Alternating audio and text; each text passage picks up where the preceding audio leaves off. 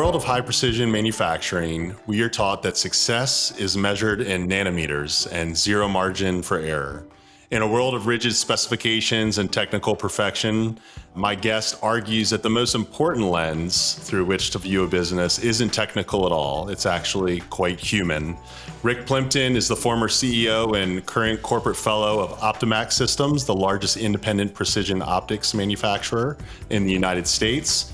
And while Optimax lenses are exploring the surface of Mars, Rick's most audacious engineering project happened inside his own building here on Earth. In 2020, he led a transition to an employee ownership trust, a rare move that made his company effectively unsellable to ensure that the mission, the culture, and the profits remain in the hands of the people who build them. Today, we're going to explore the bilingual leadership required to speak the language of both the shop floor and the boardroom, the mathematical impact of sharing profits with a local workforce, and why the ultimate act of stewardship is building a company that thrives long after you hand over the keys. Rick, welcome to the show. Well, thank you, Jeff. It's a pleasure to be here. It's so great to have you, Rick. I've really enjoyed getting to know you. I'm excited for our chief stewards to get to know a little bit more about your leadership story and lessons learned. So let's jump right in. You grew up with a blue collar roots background and worked for a large multinational firm before taking over a struggling startup in a barn. How did those early experiences with good and bad bosses and experiences inform your commitment to creating a place where people actually wanted to work?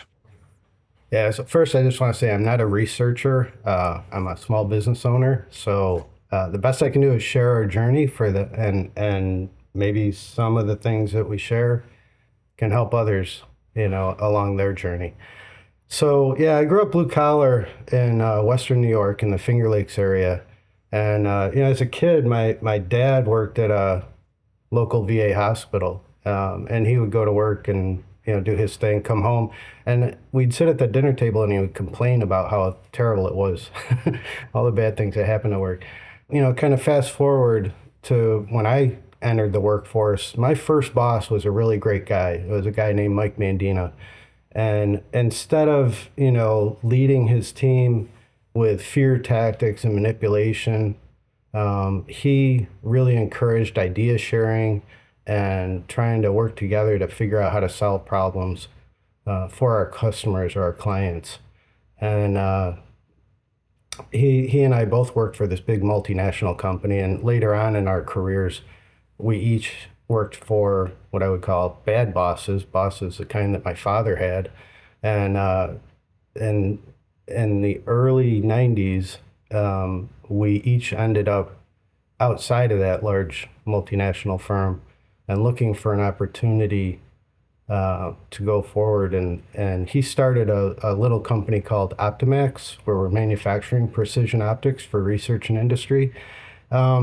It's very much, in a very small way, carrying on that tradition that Kodak and Bausch & Lomb started over 100 years ago in the Rochester region, but doing it in a little company where we could be nimble and quick and try to meet market needs that weren't being met by the bigger companies, and do it in a way that, as we started building the business, Mike and I talked about wanting to create a corporate culture where people wanted to come to work. We have a fundamental belief that most people wake up in the morning and they want to earn respect. They want to create value. They want to feel productive. They want to feel appreciated.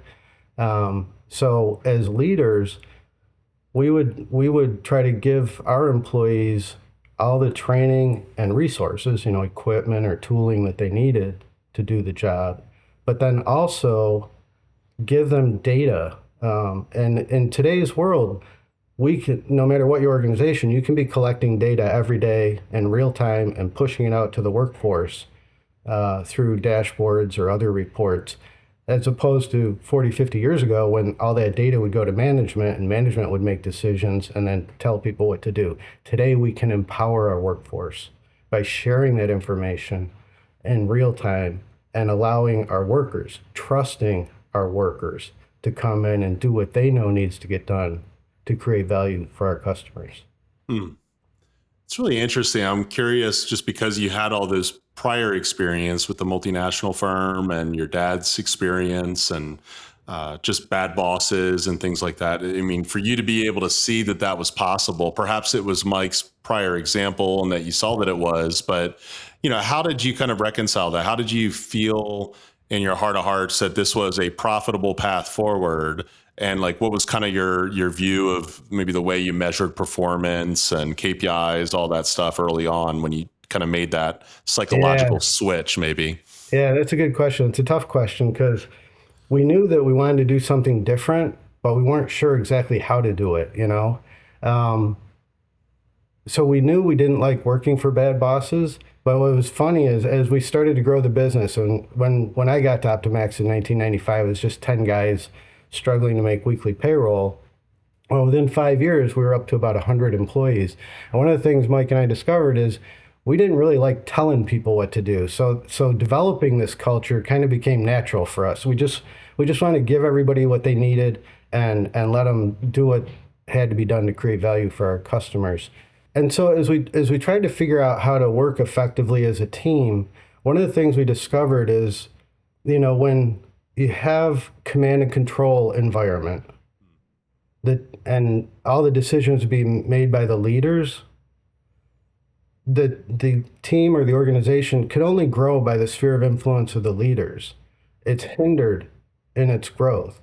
But if you empower everyone on the team, if you empower the employees, you can start growing at the sphere of influence of the entire team and not just those few leaders at the top of that command and control pyramid. And so when we move toward a more organic leadership culture, what we experienced is we were able to sustain corporate growth, corporate revenue growth of over 20% per year. And in a manufacturing environment that's very capital intensive, that's really challenging to do, especially when you consider that we didn't have outside monies to do it. We did all of our growth organically with some Wow. bank financing. Yeah, so that's really impressive. And I believe that that was also very cutting edge in the mid 90s. I imagine when you were in a room with other CEOs and presidents of companies, they might have thought you were crazy to some degree. So how were you able to kind of talk through that and say that, hey, there's this belief that this is the right way? And then you started to show those 20% year over year growth measures. I'm sure that started to get people interested in what Optimax was doing in this local community. Yeah, I don't know how interested other people were in what we were doing, but I can tell you in the 80s and 90s, those were the decades of corporations really focusing on quality control, working the KPIs and the metrics. And what we decided is, most small business owners each month they're just trying to make enough money to stay in the game, to keep it going, right? So we decided early on, hey, let's just share our financials with our employees. And so at the end of the month, we would call a company meeting, get everybody together, and show everybody, here are our sales revenues for last month. These are our expenses. Here's how much profit we made. And and then we would share 25% of the profit with the workforce. And what's really unusual about the way we did that, because we came from a blue collar background and because we're working on product that is easily damaged, everybody in the building needs to be focused to ensure the product gets out the door in good condition when you're making high precision optics. And so we shared equally with all of our workforce. When we distributed profit, it wasn't distributed by your base salary or how long you've been with the company. We had a metric where as long as you've been with the company for 5 years, you get prorated for every month for the first 5 years. But once you've been there 5 years, you're a core team member, and Wow. everyone shares equally. From the CEO to the custodian, right? Right, right. Yeah. I'm curious because as time went on, you've developed systems and values around this. One of the things that I found interesting was the tool you called the manufacturing tolerance chart. Mm. And I'd love for you to be able to explain that tool to our chief stewards listening and how it shifted your relationship from negotiated transactions to true collaboration. Yeah. So just as working with our employees, and it was a foundation of trust with the employees that we built our corporate culture on. With our customers, we also built relationships based on trust, and that meant we needed to help inform our customers better so that we could communicate effectively about what was needed for the customer to be successful, for the project to be successful.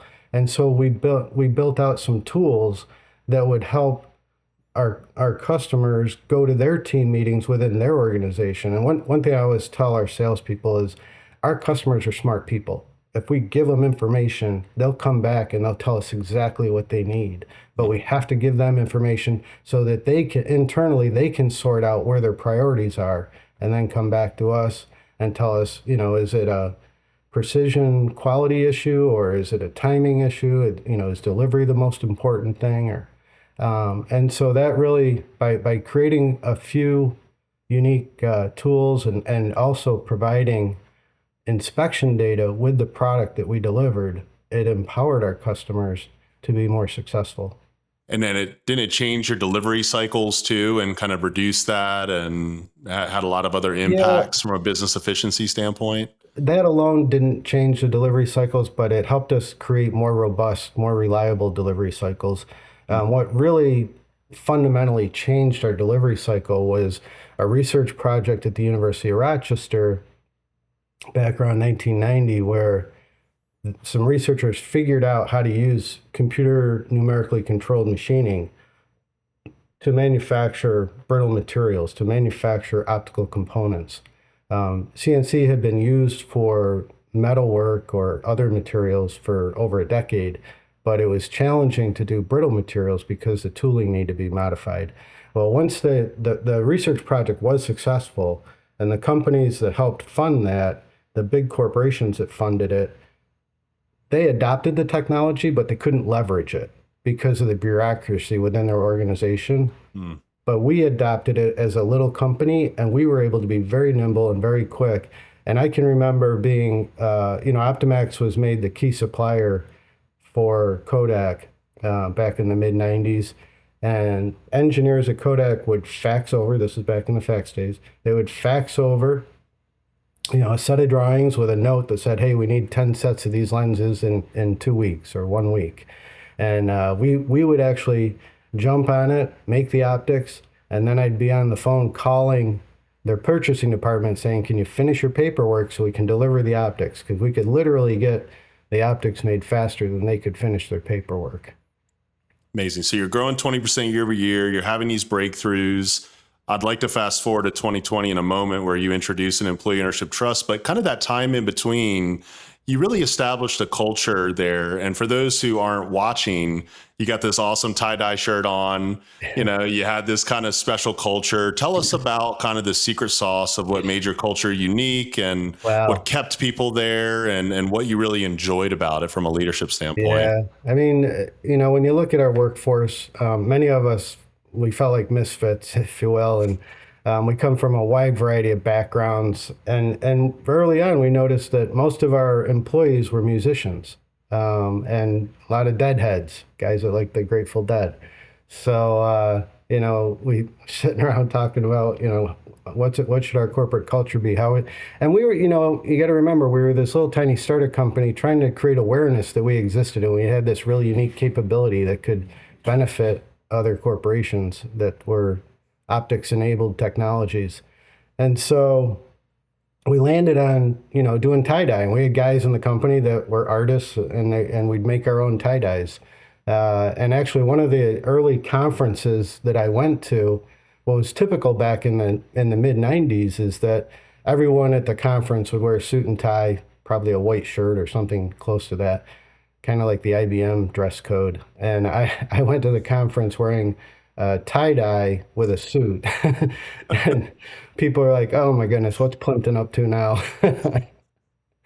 So it attracted attention and got people talking about us, and that's what we needed to do. So I love it. all good. And you keep referring to the business as this tiny company, but you had some big accounts over the year. NASA's one. For those who don't really understand what Optimax did or does and who they sold to, just shed a little bit of light on that too. Sure. Yeah. At the big multinational company, I developed some good relationships within NASA. And then when I came into Optimax, we kept that going. And There were, I had seen many times working for the multinational company, I'd seen many projects where the project failed or got delayed because they couldn't get their optics on time. And so when I went back to NASA and shared the capabilities that we had at Optimax, we became a key supplier rather quickly. And I think it was in 98, there was a shuttle launch that John Glenn was on, and there was a scientific project on that mission where they had ordered their optics from somebody, but when they put it all together, it wasn't the instrument wasn't working properly, and they called me up in a panic. They're like, "Hey, we need our lenses super quick, or we're not gonna make this launch." So we made a set of the optics, and within a week, we got the optics made and all boxed up. We put an extra set of optics in the box with a note that said, "Good luck with the launch," because Wow. I just gave them an extra set, like, "Hey, make it happen." We've been a key supplier to NASA for 30 years. We're on virtually every mission that's launched. There are Optimax lenses on each of the Mars rovers, New Horizons that took those beautiful photographs of Pluto, and many, many other missions. It's incredible. And as a Yeah, small business owner myself, you get so energized. I mean, every client is valued and matters, no matter how big or small. But when you land those big accounts and you have those big projects, it just infuses a certain level of energy, I think, into the organization. What kind of boost would you say that gave to your people and just the shared mission that you were on to help with these types yeah, of big, hairy, audacious things? yeah. Well, first of all, we take tons of pride in working on those NASA missions, and it's really wonderful. Sometimes we get to come down to Florida and watch the launch, which and just it's really wonderful to see NASA having so much success in the recent decades. Um, but the other thing is that when you are making optics for an organization as demanding as NASA, where you can't repair it later, or it's really, really difficult to repair it later. They did fix Hubble, but it helped us build credibility too, so that our industrial clients could really rely on our capabilities. It's really neat. Now, I want to fast forward to 2020. You transitioned Optimax, correct? That year to an employee ownership trust. Yeah, so around 2014, 2015, Mike and I started thinking about succession planning. We'd grown to 250 or 300 employees, and we're trying to figure out, what should Optimax look like after we're gone. And and one of the things that was really important to us is we wanted to find a path forward that ensured that Optimax could continue to grow and create jobs in the community and create financial security for families of our workers. Um, and the easiest thing for a small business owner to do is clean up their financials and sell to the highest bidder. Um, Sometimes that works out. Oftentimes, what we've seen in the Rochester area is these big companies will come in and buy the technology. They'll buy the little startup company because they want some of the technology that's there, but then they just shut it down and hundreds of local jobs are lost. Hmm. So, initially we were looking at creating a parent nonprofit that would own Optimax 100%.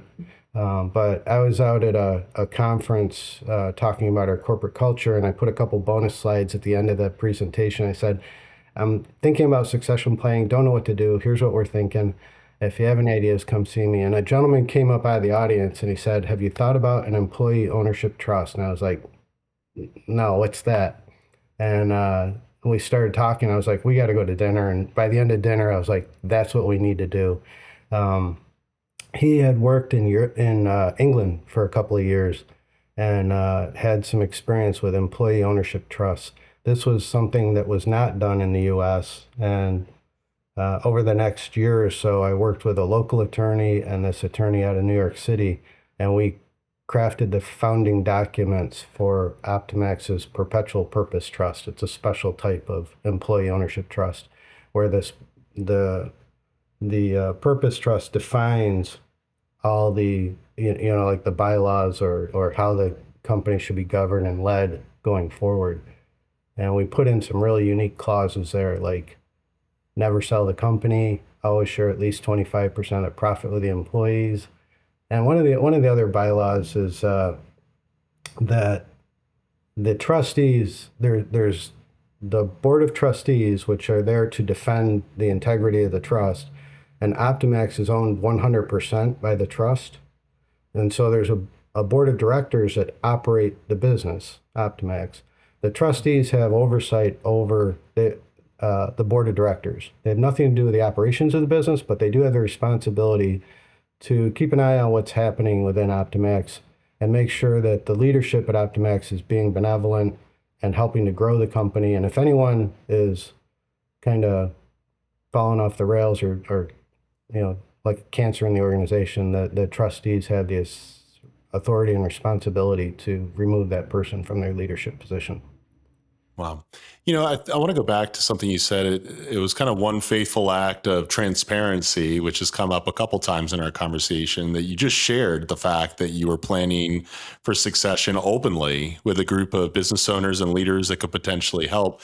It reminds me that we truly are created for one another, that we have this opportunity to share our knowledge. It's really why we do this show. We want business owners to serve other business owners, to share knowledge and wisdom and stories so that we can all become better versions, because this is kind of a transformative era that we're in. A lot of business owners are retiring, handing off the businesses to the next generation, and trying to protect the hundreds to thousands of jobs, like you mentioned, in their local communities.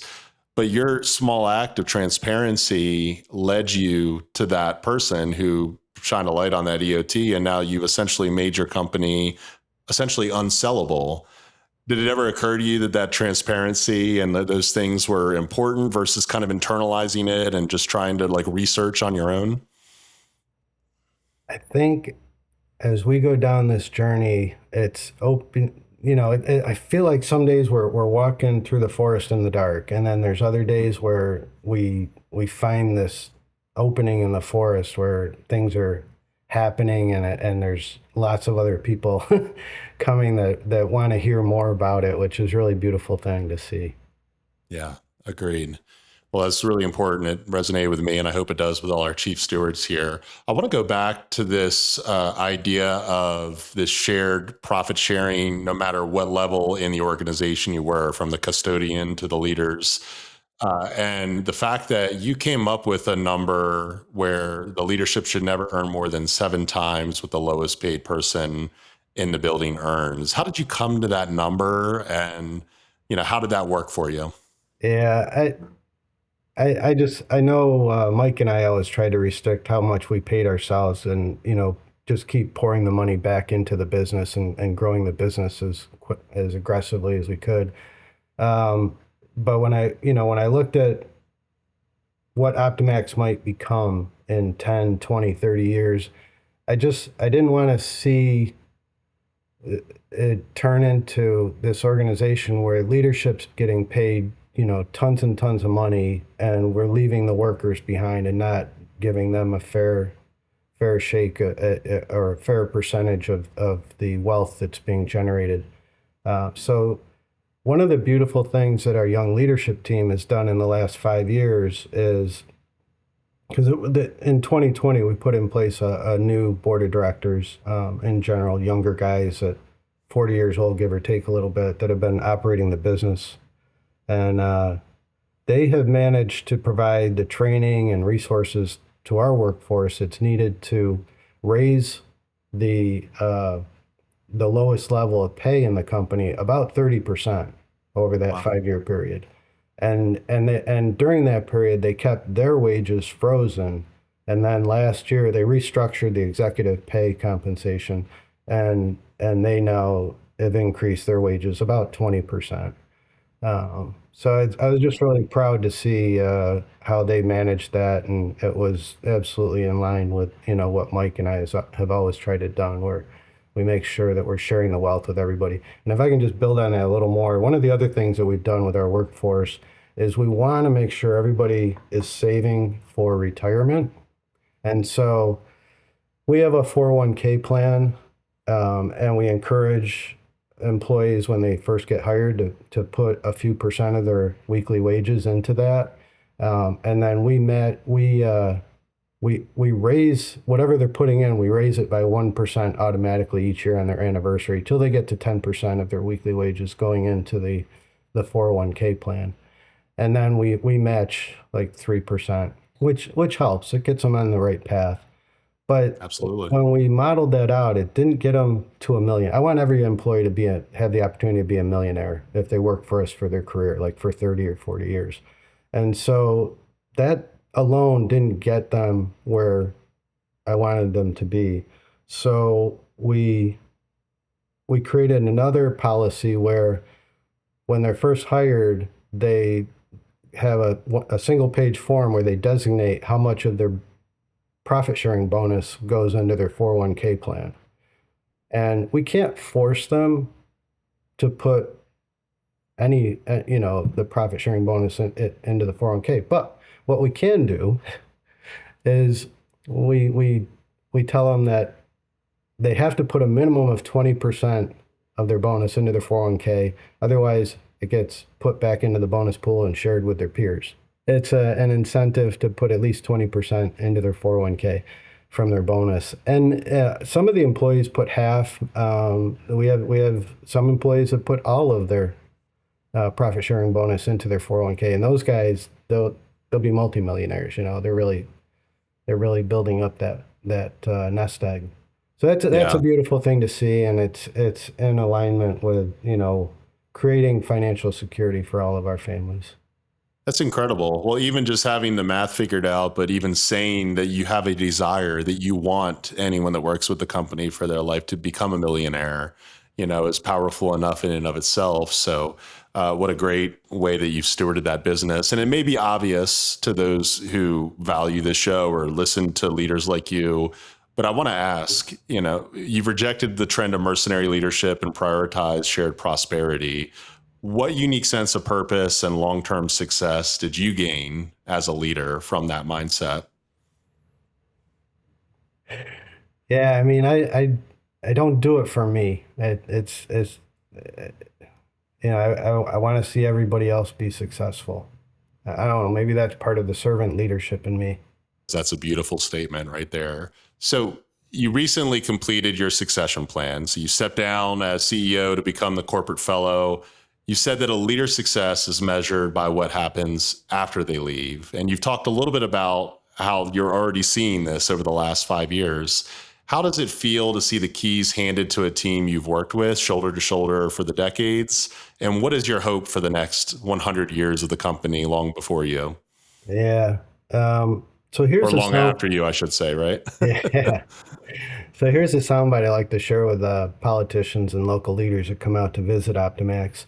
In the first, Optimax was founded in 1991, and in the first 30 years of Optimax, we generated about $500 million in revenue, and roughly half of that was shared with our workforce through wages, benefits, and bonuses. So that's $250 million that went out to our employees, and then they would spend it in the community at auto dealerships or furniture store, grocery store, whatever. Save a little for retirement maybe. But the real beauty is, and this is what I've told our young leadership team, is that all we accomplished in the first 30 years was building the foundation. Over the next 20 to 30 years, they will build out the castle and we'll hire many more employees. And in the next 30 years, we should generate over $5 billion in revenue, even with modest growth. And roughly $2.5 billion will be shared with our workforce. And that'll get, help support all of our employees' families and strengthen our community. And one of the things that I've been working on over the last year or so with a colleague in Rochester is having happy hours and dinners where we share, we have employee ownership structures. And if we can get another 10 or 20 companies in our region with similar succession plans to what we've done, we can strengthen the entire community and provide financial security for many more families. And that would be a really wonderful outcome. What a beautiful vision. And all I can say is well done, good and faithful servant leaders, steward of your business and of the people that you've been entrusted with. The world is really lucky to have examples like you, Rick, and I want to continue to spotlight stories like that. So thank you for coming on the Steward Chair. It's really been a gift. Yeah, thank you. Appreciate you. Wow. Thank you, Rick, for joining us today. This journey that you described today was truly a masterclass in precision stewardship, proving that building impossible technology for companies like NASA can go hand in hand with building a meaningful home for a workforce. And now here's your steward's call. This is one practice I think you can take from this conversation and put into practice today. And for me, it's putting shared prosperity in as a core KPI. Rick didn't wait for that terminal exit to reward his team. He institutionalized it by sharing 25% of every profit dollar every single month for a long time. And this week, I want you to look at your own reward systems. Do you want your people to become millionaires working there their entire careers? Do they primarily benefit a small group in a glass office, or do they reflect that actual value created by those on the front lines? Stewardship is the realization that a healthy, empowered community is the most profitable asset a business can ever own. And as always, remember, a legacy isn't what you leave behind, it's the foundation you build for those who follow. So what you preserve today determines how clearly the next generation can lead tomorrow. The Steward Chair is produced by Chat with Leaders Media and End of the Line Productions. Our executive producer is Thomas Mastrototero. Post-production director, Quentin Thomas, and our managing editor, Daniel Mastrototero. I'm your host and researcher, Jeff Bond, and with that, go and be a leader worth following.